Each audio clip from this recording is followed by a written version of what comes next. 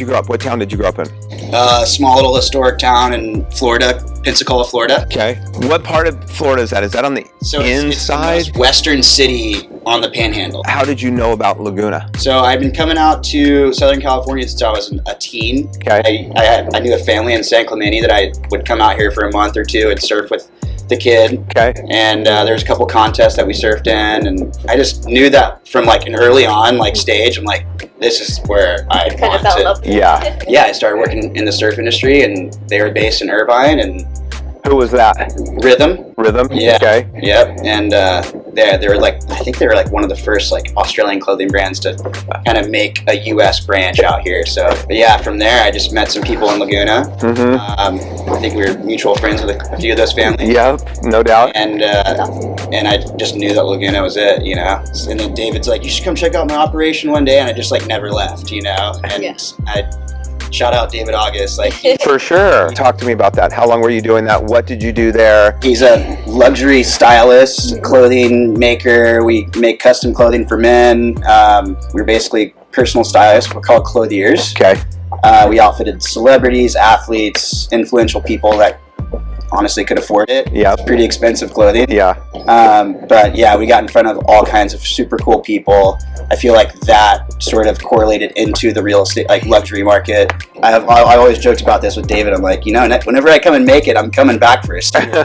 You know? And then right when I quit that, COVID happened. Yeah. And then like I was pretty much like completely out of work for a number of months.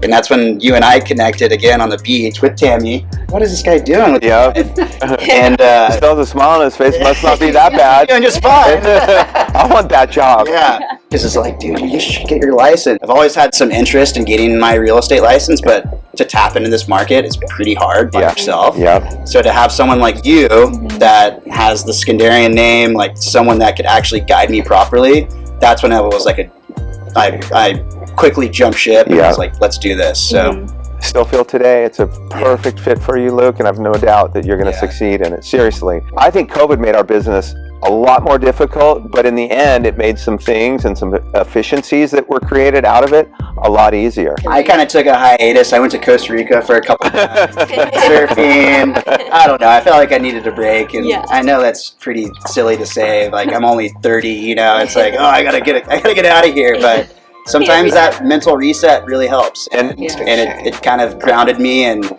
that's whenever we crossed paths like 2 days in a row. Yeah, and it kind of just made sense. Sports. Did you have any teams that you idolized? I always loved watching football, basketball, all of it. Didn't necessarily like have a team. I was always drawn to Kobe. Like from a kid, you want to yell Kobe every time you take a shot. Yeah. Right? So like he was always kind of mentally engraved in my brain, and then like to be able to work with him at David August was pretty cool. Yeah. But yeah, I think I adopted some relationships with the Rams and Lakers by working there, and it slowly just became a fan of theirs. I was a soccer guy, so a lot of like Premier League and stuff is what I would watch mainly. Kind of grew out of the whole soccer phase because I got tired of British coaches reaming me like every practice. And that's whenever I started surfing a lot too, and I got like some sponsors surfing. Yeah. I'm like, this is a lot cooler. Yeah.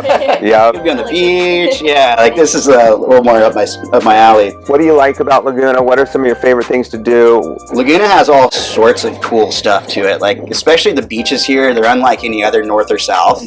I live right across from the wave that I surf on the daily, on basically a daily basis. So you're always in for good conversations in the water. There's always, I mean, especially if you're living here, they've done something with their lives too. So there's always good combos to have, whether it's real estate or other, ventures. But and then you have the mountain biking scene. Like the mountain biking's awesome here. I can leave right out my front door and go do it.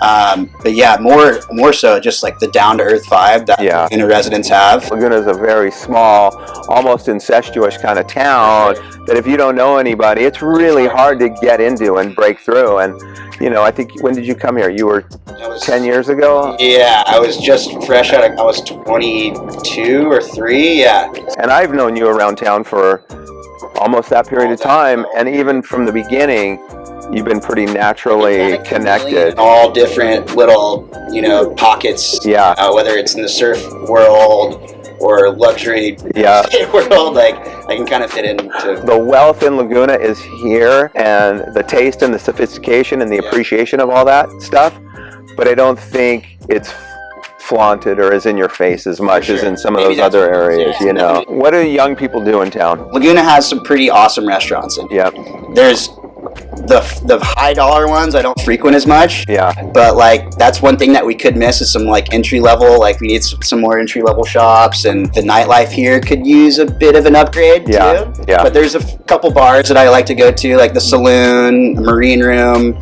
and then every once in a while maybe the Sandpiper, like on a rainy day. Or the wine gallery that's right across the way. The wine gallery. Think of wine gallery, but the food is fantastic, and just the people that work we there. Love Chris too. Chris is amazing. Active culture that's just frozen yogurt, but not like all the bowls, and people don't really know until you tell them, and then everybody eats. 4 times a week. 6. What do you see yourself doing in 5 years? I kind of see myself as like an extension of you. I mean, I know you're a master of your craft, and I hope to obtain some of that through an osmosis effect or whatever the heck happens, but just by learning from you and becoming a, I don't know, luxury real estate specialist in town. Owning some property here. I guess other investment properties, whether they're in California or elsewhere. I feel like even if you were to go a different direction, not necessarily real estate, you're building a brand for yourself. So like you could take that into any avenue almost. I never wake up and feel like it's a burden. It's always like Exactly. Right. There was pretty lucky, and you know, I don't know. I believe in it.